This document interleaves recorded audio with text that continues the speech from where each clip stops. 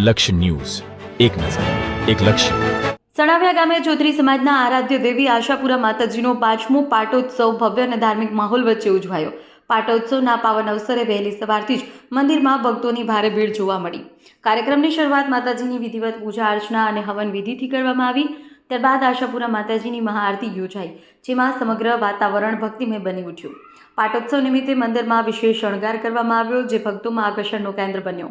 આ પ્રસંગે ચૌધરી સમાજના આગેવાનો, વડીલો તેમજ યુવા વર્ગ મોટી સંખ્યામાં હાજર રહ્યો હતો.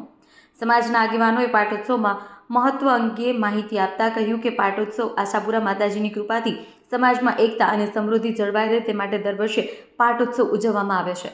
કાર્યક્રમ દરમિયાન ભજન, કીર્તન, ધાર્મિક પ્રવચનોનું પણ આયોજન કરવામાં આવ્યું હતું.